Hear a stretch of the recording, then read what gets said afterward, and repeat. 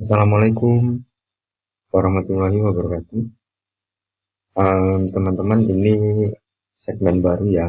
Kita akan ngobrol-ngobrol subuh. Jadi kita akan ngobrol dengan aja setelah subuh. Jadi daripada bingung, daripada mungkin nanti teman-teman juga bosan sama konten-konten untuk menulis. Jadi saya akan mengajak teman-teman untuk bisa tukar pikiran lah. Jadi isi pikiran saya kali ini tentang dunia pekerjaan sih ya, yaitu apa sih perbedaan content writer dan copywriter. Jadi ini pengalaman saya selama bekerja bertahun-tahun sebagai penulis, sebagai yang bikin konten-konten untuk Instagram, ya, sebagai orang yang menyusun eh, iklan untuk Facebook Ads suatu perusahaan. Tentu saja ya. Yang pertama adalah content writer. Content writer itu lingkup kerjanya biasanya ada 5.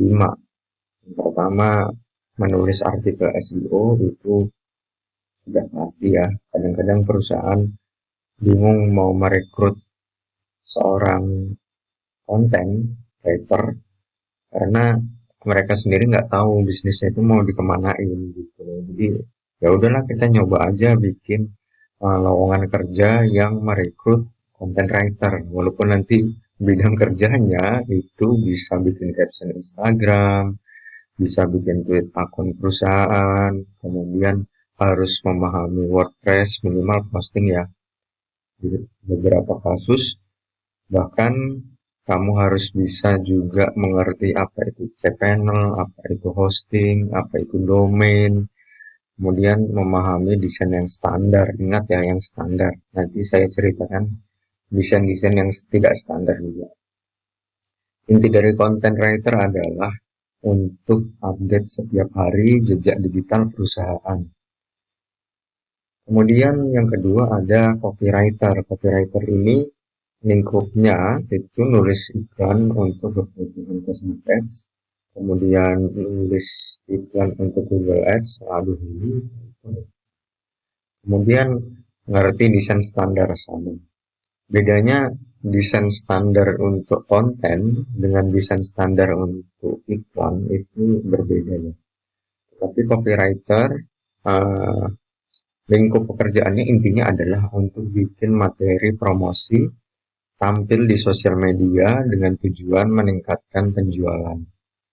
Sehingga di sini kita bisa lihat dua goal yang berbeda. Goal yang pertama dari content writer adalah dia harus update setiap hari agar perusahaannya itu dikenal lebih banyak orang.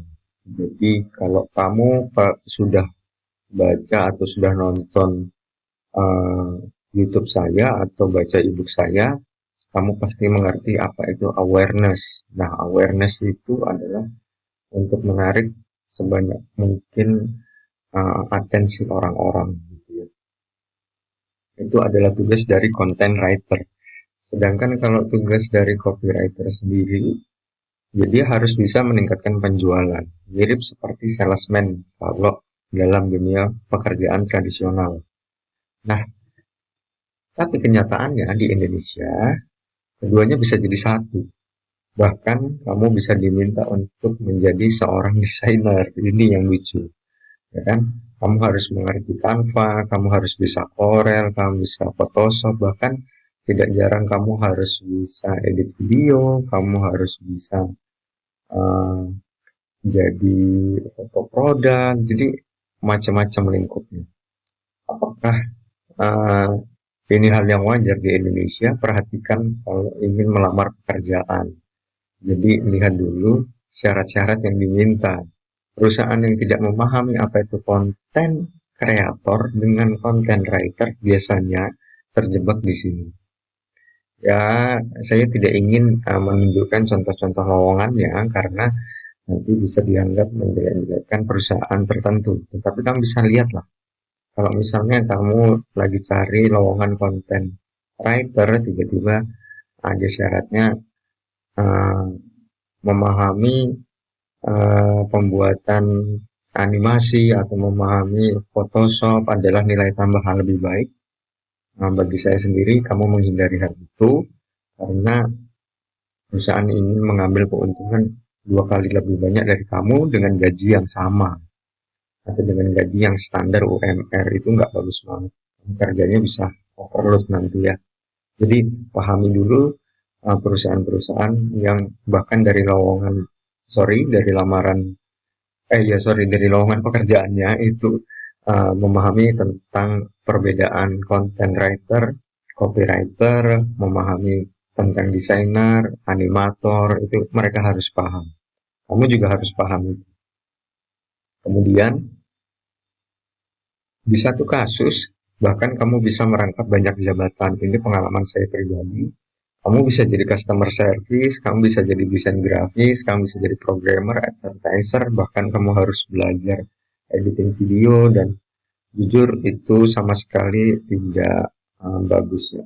Kalau ada orang yang bilang, oh itu kan demi pengalaman, ya benar. Tetapi pengalaman yang seperti itu akan membuatmu tidak bisa menaikkan level dari pekerjaanmu. Ingat, copywriter bahkan yang dianggap orang sepele menulis iklan, itu ada jenjang karirnya. Artinya ada tingkat atau ada level di mana iklan-iklan itu meningkat gitu. Kalau kita lihat di Facebook Ads banyak iklan-iklan yang tidak bagus ya kalau teman-teman buka Facebook atau buka Instagram. Tetapi di satu sisi kalau levelmu meningkat, kamu bisa bikin iklan sebagus iklan televisi.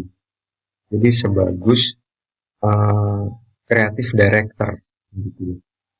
Itu untuk copywriter aja. Kalau konten sendiri, ya kamu akhirnya nanti bisa bikin konten sendiri yang bagus seperti punya Agung Hapsa atau punya Chandra Liao atau punya siapapun itu YouTuber ataupun konten kreator yang kamu kenal. Karena mereka fokus untuk memproduksi kontennya. Sedangkan hal yang lain, hal teknis yang lain ya harus diserahkan ke orang lain, harus bekerja sama dengan orang lain gitu.